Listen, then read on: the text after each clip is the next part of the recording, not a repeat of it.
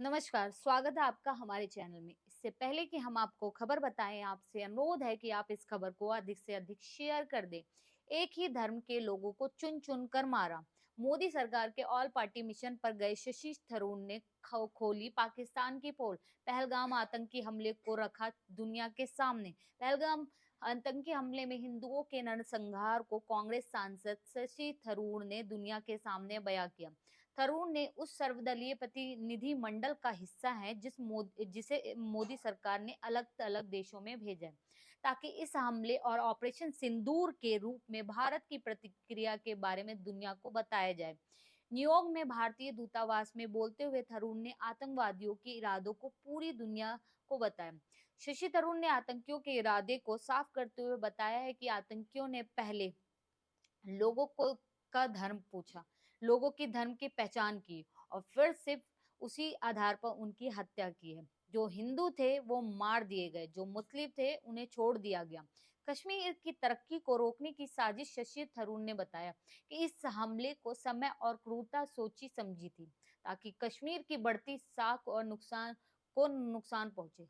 कश्मीर अब एक सुरक्षित और समृद्ध पर्यटन स्थल बन रहा है। उन्होंने कहा कि पिछले साल कश्मीर में अमेरिका के एस्पेन कोलोराडो से ज्यादा पर्यटक आए थे।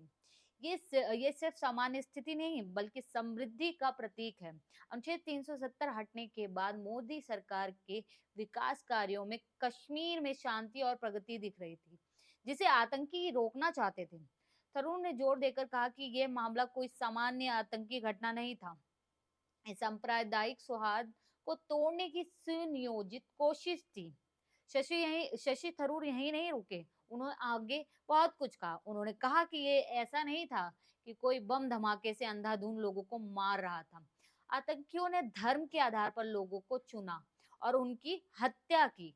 धर्म के आधार पर मारा गया था, सिर्फ हिंदुओं को निशाना बयान बनाया गया था, ये शशि थरूर ने कहा। इस आतंकी हमले में मारे गए 26 लोगों में 25 भारतीय, एक नेपाली नागरिक थे। शशि थरूर ने बताया कि सभी मृतक हिंदू थे और उन्हें उनके धर्म के कारण मारा गया था। उन्होंने एक घटना का जिक्र किया जिसमें एक हिंदू हिंदू प्रोफेसर ने इस्लामी कलमा पढ़कर अपनी जान बचाई थी, क्योंकि उन्हें कलमा आता था, इसलिए वो बच गए, क्योंकि आतंकियों ने उन्हें मुस्लिम समझ लिया था। थरूर ने कहा कुछ मामलों में पति को गोली मारी गई थी और पत्नी को कहा गया था कि वह जाकर दुनिया को बताएं कि उसके धर्म के कारण मारा गया है, यानी हिंदू धर्म के हो तो आपको मार देंगे। ये आतंकी यानी कि यहाँ धर्म पूछ के उन्होंने साफ सीधा जाहिर कर दिया है कि जितने भी आतंकवादी होते हैं वो मुस्लिम ही होते हैं। फिर उन्होंने भारत की जनता की तारीफ की। इसे उत्साह के बावजूद देश में कोई जवाबी हिंसा नहीं हुई। उन्होंने कहा मुझे गर्व है कि भारत में कोई जवाबी हिंसा नहीं हुई थी। भारतीय समाज ने एकजुट होकर दुख और दृढ़ता दिखाई थी। आतंकी संगठन ने ली जिम्मेदारी। आतंकी संगठन द रेसिस्टेंस फ्रंट टीआरएफ ने 1 घंटे के भीतर इसकी जिम्मेदारी ले रही थी कि वो ये घटना जो हुई है वो इन्होंने कराई है।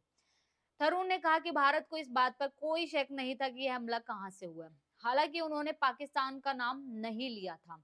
मोदी सरकार ने तुरंत एक सर्वदलीय प्रतिनिधि मंडल बनाकर दुनिया के सामने भारत का पक्ष रखने का फैसला किया। थरूर इस प्रतिनिधि मंडल का हिस्सा है। हालांकि कुछ विपक्षी नेताओं को इस प्रतिनिधि मंडल और थरूर जैसे नेताओं के चयन पर आपत्ति थी। उन्होंने मना किया कि इनको नहीं चयन करना चाहिए था, लेकिन सरकार ने सभी विचारधाराओं को शामिल करके भारत की बात को और विश्वसनीय बनाया। ऑपरेशन सिंदूर के विवरण को वैश्विक मंचों पर प्रभावी ढंग से रखा गया। थरूर और अन्य विपक्षी नेता जो कि अलग अलग पार्टी से थे, जिनको अलग अलग देशों में भेजा गया। इस खबर में इतना ही। बने रहे हमारे चैनल के साथ। बहुत बहुत धन्यवाद।